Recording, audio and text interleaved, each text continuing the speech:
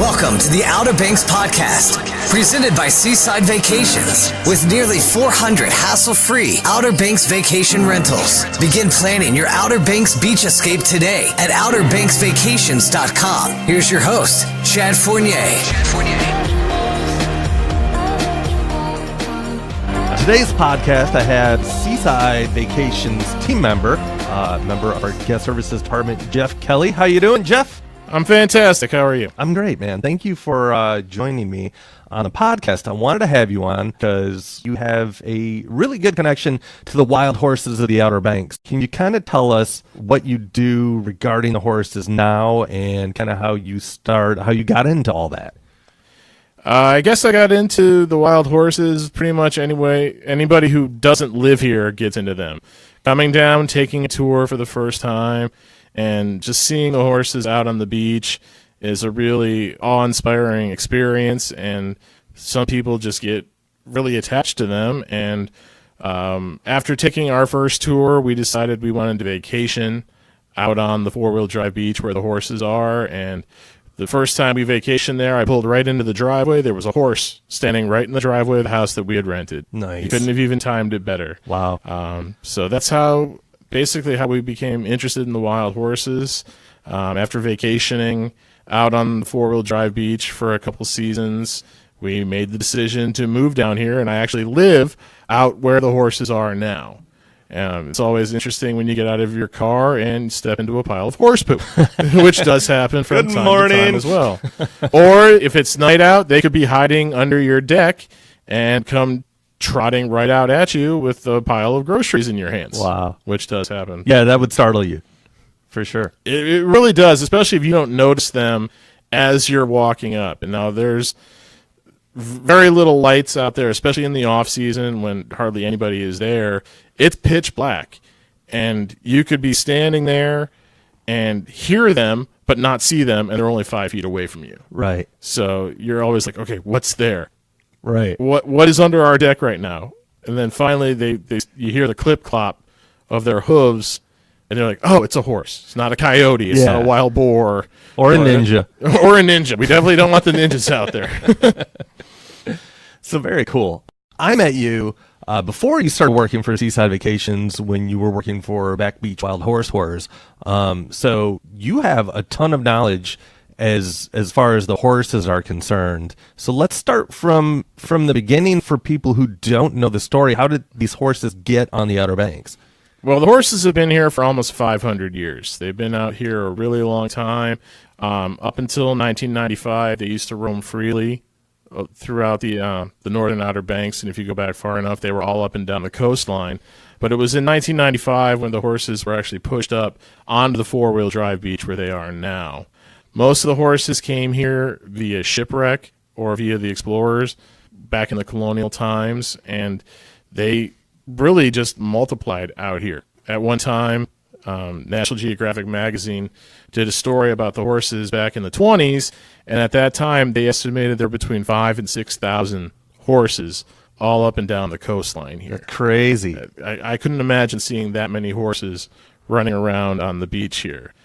Now it's around 100. They are protected by the Corolla Wild Horse Fund, which is the nonprofit agency that takes care of their well-being and looks after them, administers medical care if needed, but they do try to stay out of their lives as best as possible, and it's really the people who are out interacting with them that is probably the greatest danger to the horses. Right, and there's stories of people feeding the horses. You're not supposed to feed the horses because their diets are adjusted to the beach, and when you feed them normal horse food, it can really mess them up. You want to go or pizza and beer. We've seen that too. Oh man, I wish I could say that was a joke, but come on, it is the absolute truth. You see people feeding them, touching them, hugging them, taking selfies with them, and it's not only dangerous for you; it's dangerous for them too. So the law is you have to stay 50 feet away from the horses, especially now this time of year in the spring when they can get really excited. I would say at least 100 feet away because you never know when a horse fight is going to break out, and they might come charging at you, and that 50 feet is going to become 5 feet in no time at all. Right. So you really always have to be vigilant and keep your eyes and ears open when you're out on the four-wheel drive beach, just because you never know when the horses are going to be there right around the corner or right up on you in 2 seconds.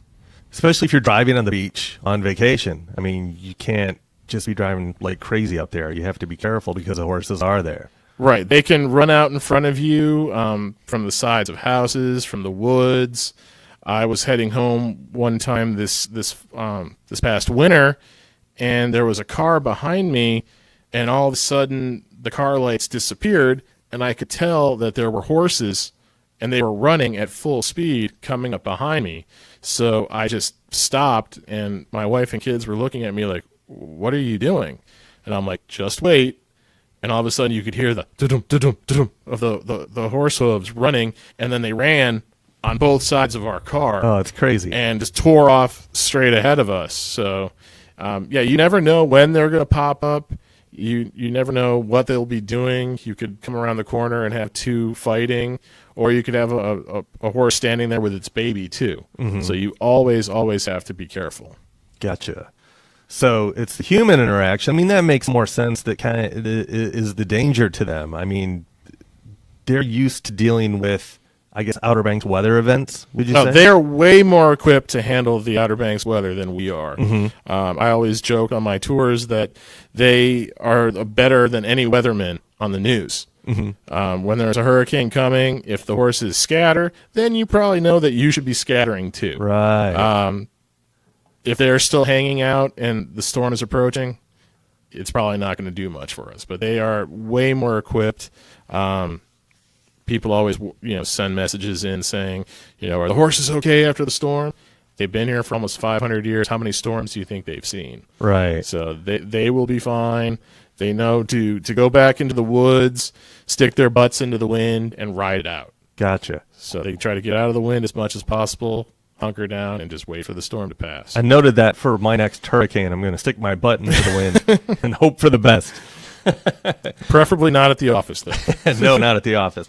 I want to go back to talking about the diet a little bit again, because I want to make clear what happens health-wise when you feed a wild horse regular food. And I'm not even talking beer and pizza. I'm talking carrots and apples. Can you kind of go into that, like what that does to their digestive system? Well, their digestive system is so finely tuned to the environment that they live in. They only eat what grows out there naturally, the seagrasses, the sea oats. In the fall, they'll eat persimmon, acorns, but they do not eat apples or carrots, and their bodies are not equipped to process those kinds of foods, and they can become a blockage. Now, a horse cannot regurgitate anything, so if they can't throw it out the front end, they have to try to manually push it out the back end. And when they're trying to push that blockage through their intestines can actually twist and get knotted, and that can cause them to colic and die. And it's a very, very painful way for anybody to pass away from not being able to go to the bathroom, basically. Yeah. So it is very, it's a battle that we constantly fight, living out there, working out there, seeing people trying to feed the horses. And most of the time they're people who have horses at home, and they're like, "Don't worry, I know what to do. I have horses at home." Right. It's not the same. These are wild horses. They're very finely tuned to this environment. They cannot handle those kinds of food. Which is why you'll see billboards around the Outer Banks saying "Don't feed the horses." That's why. There are a few billboards. There could probably be more. I know the Horse Fund has started numerous programs to try to get more signage up there, and the signage is, I think, definitely starting to help. There's a lot of people can pick up little yard signs from the Horse Fund that they had made saying "Do not feed the horses." There was a project that I think it was a Boy Scout or Eagle Scout did, and he raised money to put up really sturdy wood signs saying "Do not approach the horses" and "Do not feed the horses," that you can now see on the dunes as you're driving up the four-wheel drive beach as well. If you want to support the Wild Horse Fund, which protects the horses, I'll go ahead and put the website to the Wild Horse Fund in the show notes so you can check that out and see what those guys are all about. Do you have a favorite horse? I mean, you were doing the tours for a while. Is there a horse that's your guy? I do have a horse that is my favorite. I call him Chicken. Not because he doesn't like to fight. He actually likes to fight a little too much. But his marking on his head to me looks like a child's drawing of a chicken. Oh, gotcha. So the blaze on his forehead to me looks like a chicken. And it was a couple springs ago, going through the winter, I hadn't seen Chicken in a while. And finally I saw him, and he had a couple of girls with him. So I was like, way to go, Chicken. You got some girlfriends. A week later, I see him, and he's alone. Not only is he alone, he's got a big bite taken out of his back right hip. Now, Chicken was whooped by another horse. Oh, gotcha. So the horse that he probably stole those girls from came back and exacted his revenge. Yeah. And as he was leaving with the other girls, he was like, well, here's something to remember me by. Right. And takes a giant bite out of his hip. He probably trained to take on Chicken.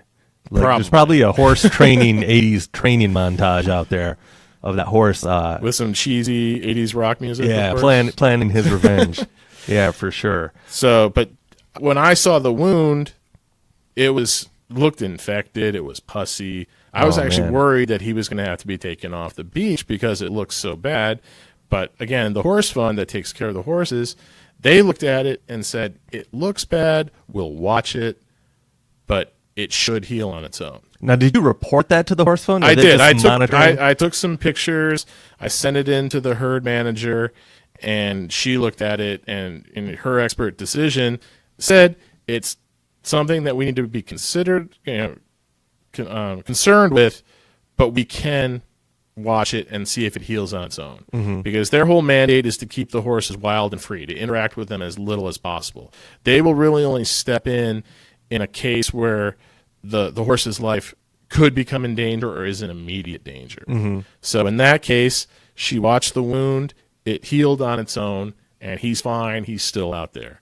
And I can honestly report that he does have girls again. So, but now I can actually tell if it's Chicken by the scar on his hip too. Right. So he could be grazing and have his head in the grass, and I can't see the marking on his head. But if I see that scar, I'm like, oh, there's Chicken again. Like that bear in the great outdoors. You're talking about their mandate. It's kind of interesting that these wild horses are here and protected, and throughout the years, the Outer Banks has kind of welcomed the horses. I'm not sure, but I picture in my mind other places in the country being like, this is a tourist destination. We have to get rid of these horses on the beach. They're messing up. You know what I mean? But here they were kind of embraced. I wonder what made that happen in the beginning. I think it's just something where they were always here, mm-hmm. and they always should be here. Mm-hmm. They were here before us, and hopefully they will be here long after us. I know there's a lot of concerns with people saying there's too much overdevelopment on the four-wheel drive beach. I can tell you in the summer, the horses use the houses. Mm-hmm. They will use them for shade to try to keep cool. They will go under houses to get out of the weather.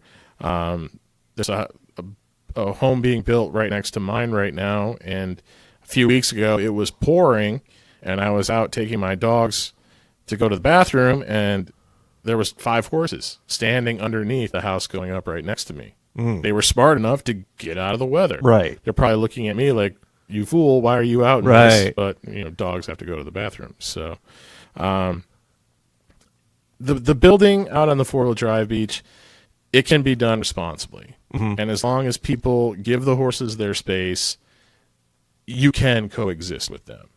And that's the way it should be. They have a lot of conservation land that is strictly for the wildlife out there that the horses go into. So there is a lot of undeveloped space that will remain hopefully undeveloped for the foreseeable future. And I think people sometimes are like, why is driving even allowed out there? They don't realize that there are homes, that people live there. Right. And then you have homes that people rent for vacation out there as well. And especially driving on the beach, that's our road. That's the only way to get to our homes. So I think that is something that people need to realize, is that that's the only way in to get to our homes. Mm-hmm. And as long as you are paying attention, going at a respectable speed, you will see the horses even at night. If it's foggy, slow down. Mm-hmm. I can't tell you how many times I've been trying to go home at night and the fog is out, and you really need to be careful. Especially in the summer, the horses come down to the beach to get relief from all the bugs that are out there. Gotcha. So they will come down and just lay down on the beach. Mm-hmm. The first time I ever vacationed out there, I was going into the grocery store and it was dark out, and I was heading down the beach and I could see something off in the distance, and to me it looked like kids laying with a blanket around them on the beach. I was like, oh, what are they doing? And then I got closer and realized it was a horse laying there. So you always have to be careful at any time when you're driving out there.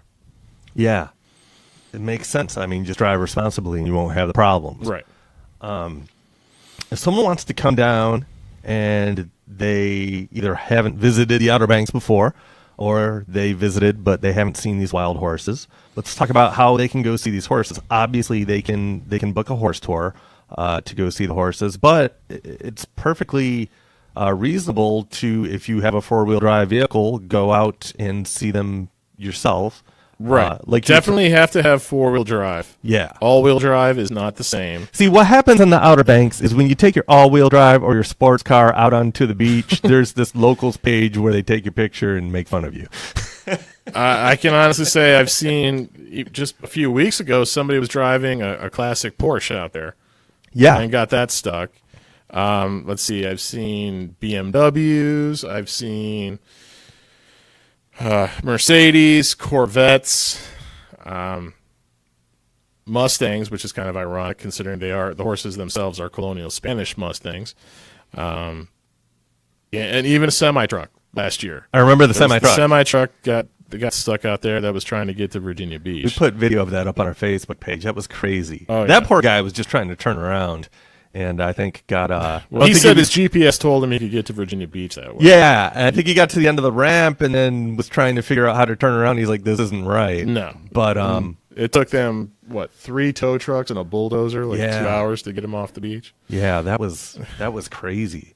What's the craziest thing you've ever seen get stuck on the beach out there, personally? Craziest thing I've ever seen get stuck out there In the sand. That's tough. I mean, I've seen pieces of houses get stuck. I've seen full houses get moved up the beach and didn't get stuck, but I did see an actual piece of a house get stuck on the beach one time. So that was as they were trying to move the house? As they were trying to move a piece of the house. It was one of the, I guess it was like prefab, and they would assemble it on site, but you have to take them up in sections. Got it. And you could drive by and you would see like the cabinets of I think it was like a piece of the kitchen.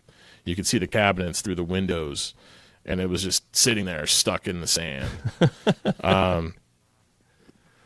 Yeah, there's all kinds of things that get stuck up there. Minivans in the summer. Yeah. Like a dime a dozen. The funny thing is when you see the big pickup trucks that have 4-wheel drive, and they get stuck because they don't let the air out of their tires. They don't air their tires down. And that's the one thing. I mean, if you talk to a lot of people that have lived out there a long time, they will tell you, you don't even need 4-wheel drive. You just need to let the air out of your tires. Mm-hmm. For me, I'm not going out there unless I have 4-wheel drive and I let the air out of my tires. Yeah, me too. Those are the 2 things that will keep you out of harm's way and keep you off the tow guy's radar, because it's not cheap when you get stuck. So since you live out there, I mean, you're pretty much aired down all the time. Do you air back up when you come back onto the road? I don't air up unless I'm going across the state line. Okay.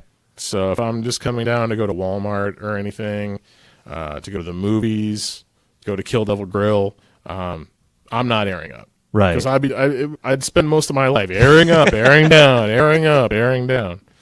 So, but yeah, as long as you keep your tire pressure between 15 and 20 psi, and you have 4-wheel drive, you will be fine up there. Yeah, I've seen that happen before, like you said, with the trucks, and you're just like, this guy is going to get stuck. He needs to just jump out of his truck and let the air out of his tires a little bit. I mean, I feel like if you are stuck, try that first too. Anyway, you know? Right? No, definitely.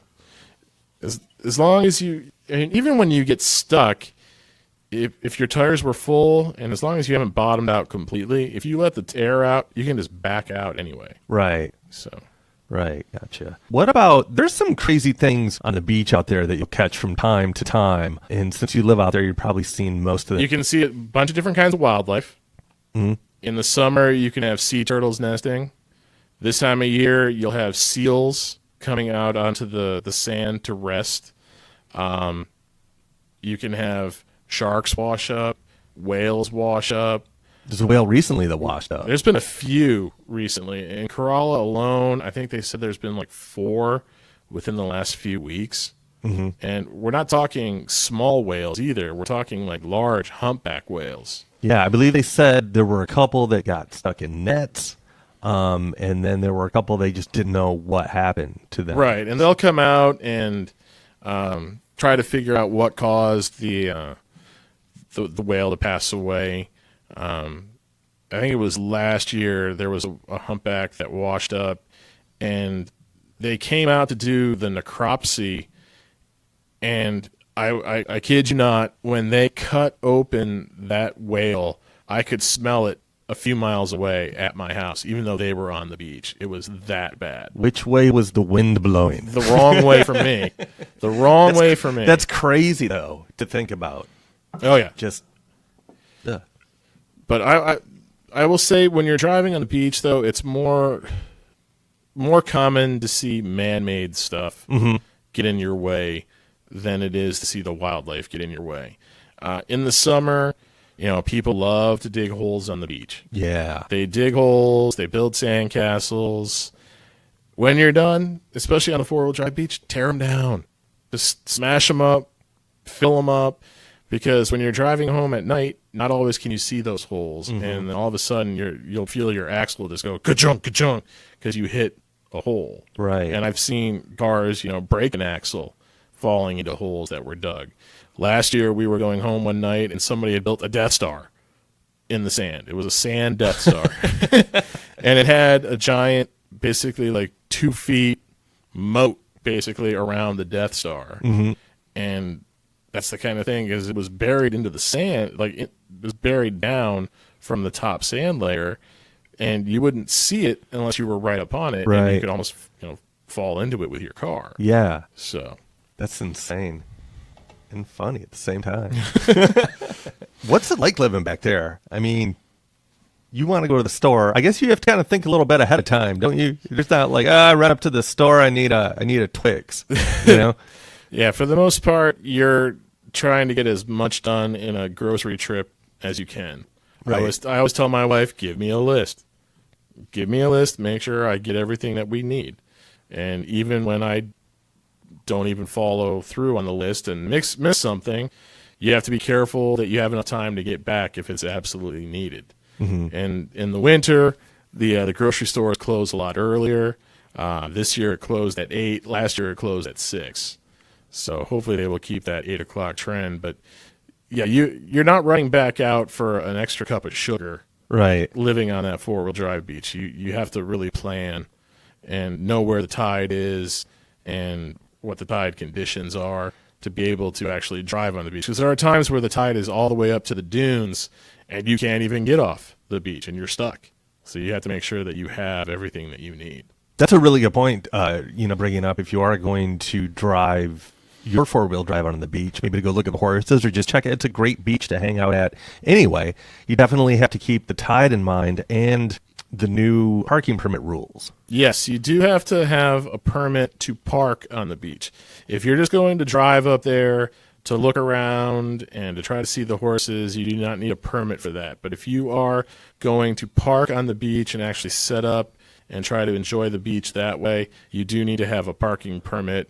Those are needed from Memorial Day to Labor Day, and you can get them at the Visitor Center in Kerala, which is right by the ABC store. And once again, we're talking about the Corova 4-wheel drive beach. Yes. North of Corova. That's completely separate from the Hatteras 4-wheel drive beaches. Yeah, and you do not need a permit for that Corova beach, or you do? To park, but to drive. No, not to to park, yes, but not to drive. If you're going onto the southern 4-wheel drive beaches, you do need a permit. Yeah, if you're down in Hatteras and stuff. But for the ones where the wild horses are on the northern beaches, you do not need a permit to drive. But if you were going to park, you need a permit. Right. So, just to make that all super clear. And then you were saying one of the crazy things that we see out there. Yeah. A lot of times people will drive all the way up to the Virginia line. So there's a fence when you come on the beach, which keeps the horses sometimes from running into town. Mm-hmm. And then they have another fence all the way up at the Virginia state line, which keeps the horses contained, or at least it's supposed to. On the other side of that fence, on the north side, is Falls Cape State Park. And a lot of people go up there to go hiking, to go shelling out on that beach because it's a lot less traffic.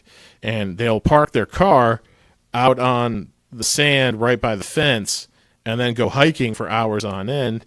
Next thing they know, when they're coming back, their car is basically half buried in sand because the tide came up. Oh, yeah. So you always have to be careful of where the tide is and park accordingly as well, because you don't want your car to be completely, submerged in the ocean when you come back. Let's talk about, as far as a beach vacation, you definitely want to make the horses part of it. Seaside Vacations we have a slew of vacation rentals in Corolla, which is basically right there by that beach. I mean, you have to drive to the north end of Corolla, but I think, that's optimal because you still have all the things that the town of Corolla offers. Mm-hmm. You have all the festivals and things from Corolla and Duck as well. But you're right there if you want to take your 4-wheel drive and go check out the horses, or if you want to jump on a horse tour to check out the horses.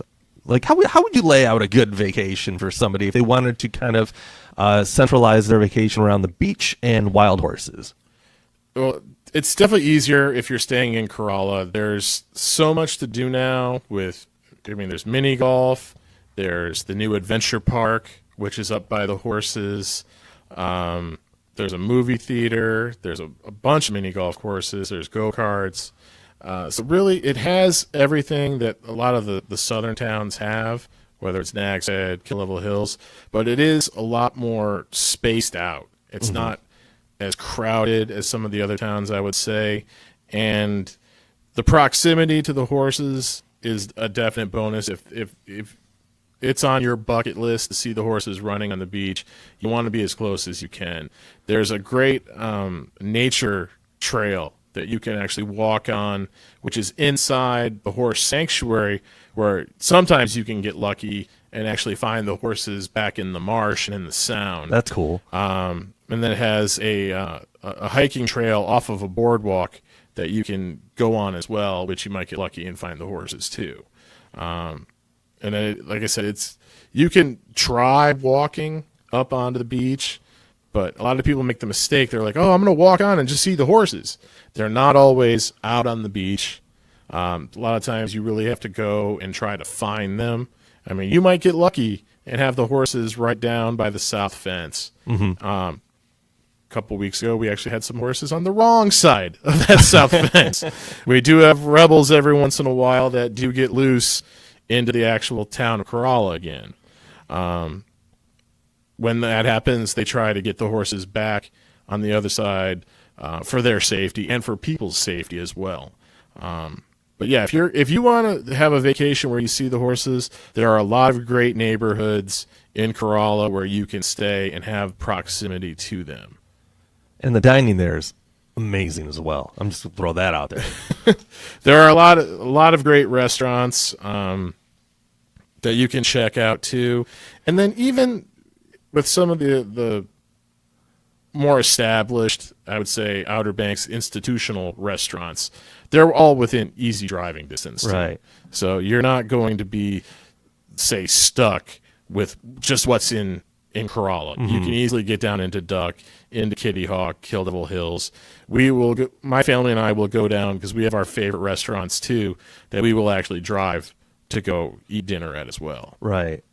I think, that brings up something too that for someone who hasn't visited the Outer Banks, just to kind of give you an idea of how our area is laid out, we have miles and miles and miles of beaches.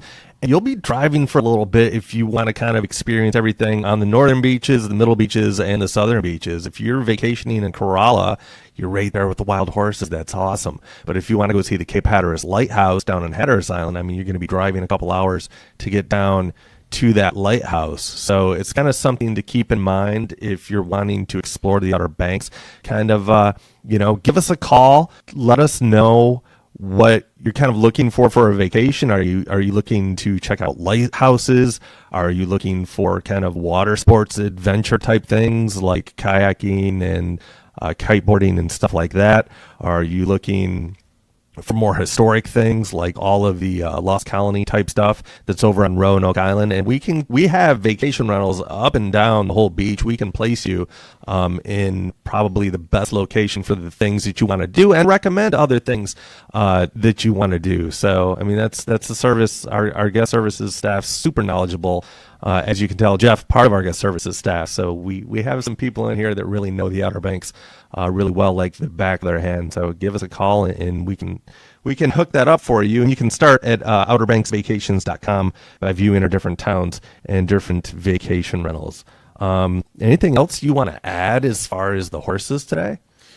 Not that I can think of. I mean, if you are looking to make a difference in the lives of the horses, I would definitely ask people to donate to the Wild Horse Fund, because that money, it does go for their protection and their medical treatment. They do have a farm over on the mainland. Yeah, I was going to ask you about the farm. If they have a horse that is injured, or even if they have become too accustomed to people, there are times where the horses will actually have to be removed from the beach because they're too accustomed to people. You know, if you're growing up and petting the horses, hugging the horses, they're going to start to like it. And the next time they see another person, they're going to start walking up to the people. Or if you're throwing food or trying to pet them in your car, the next time they see the car, they're going to start walking up to the car. And it's very dangerous for the horses to be interacted with in those fashions. So if that happens, and they are too accustomed to people, they will make the decision sometimes to remove that horse from the beach. And when they do have a farm over on the mainland where they take them to, and eventually they will be put up for adoption as well. So the money that you donate to the Horse Fund actually goes for the care and the operational costs of that farm as well. Because it's all about protecting a bloodline for a species that is endangered too. Right. So they're very, very protective of the horses and the bloodline, and trying to make sure that if they are removed from the beach, it's always as a last resort. They don't just take horses off the beach for any, willy-nilly reason. There is going to be a definitive reason that animal's life could be in danger. And that's when they struggle with the decision to remove the horses from the beach. Last year, we had 6 horses that were getting out of the fenced area and coming into town over and over and over again. And for about a month or so, they were struggling trying to get the horses back onto the other side of the fence, and it was a losing battle, and it just kept on happening. 3 horses actually ran all the way down the beach into duck. Wow. So they it's a process trying to move those horses out of duck and all the way back up into Kerala. We had to have the fire department out with one of their vehicles trying to use the siren to basically drive them back up the beach. And we had all kinds of volunteers on ATVs and in their vehicles trying to guide those horses all the way up the beach from duck into Korova again. So yeah, if you love the horses, if you have seen them or are wanting to see them and you want to make a difference in their lives, yes, please donate to the Wild Horse Fund. Once again, I'll put the link to the Wild Horse Fund's website in the show notes. I think you bring up a really good point as far as the horses getting too acclimated to humans. I mean, that kind of ruins the whole wild horse situation. then you're left with like seagull type horses that are going to want your Cheetos and stuff like that. And it's not really, you're coming to see the majestic wild horses of the Outer Banks, So Right. leave them wild. Yeah, the whole the mission statement of the Wild Horse Fund is to keep them wild and free. Mm-hmm. And like I said, if you're going up there and petting them, taking selfies with them, feeding them, you're taking away some of that wild nature from the horses, and it is a crime. It is illegal to do that. Just to point that out there as well. So if you get caught doing it, you might get a little fine thrown at you by a police officer too. So that's always something to consider as well. But more importantly, it's taking away their freedom and their wild nature. And like I said, and the majesticness of the fact that here's horses that have lived here wild for hundreds of years, and it's on the beach, and it's so cool. The whole mystique and aura of the wild horses. I mean, there's just something amazing about it, which is what drew you to them in the first place. Exactly. And I've lived out there for almost 5 years. Even seeing them now, it doesn't get old. Mm-hmm. It's always exciting. My kids, when we have a horse in our yard, they're like, horse in the yard, horse in the yard. So it's always exciting, and that's the way it should be. Yeah. Everybody, who wants to experience that should have the opportunity to. So don't abuse that by being selfish and going up and petting them, or trying to get a photo way too close to them. You can get a decent photo with a cell phone from 50 feet away. Right. So that's something to always consider. Very cool.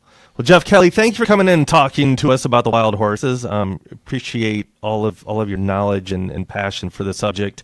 Jeff Kelly, of course, part of the Seaside Vacations team. You can check us out online, outerbanksvacations.com. We have some great special offers for Outer Banks vacation rentals right now. Just go to outerbanksvacations.com, click on the hot deals section at the top of our website, and you can save some money. Come down here, maybe put the extra money you save towards a wild horse tour. It can be a really amazing experience. Thanks for talking to us again, Jeff. Appreciate it. Thank you.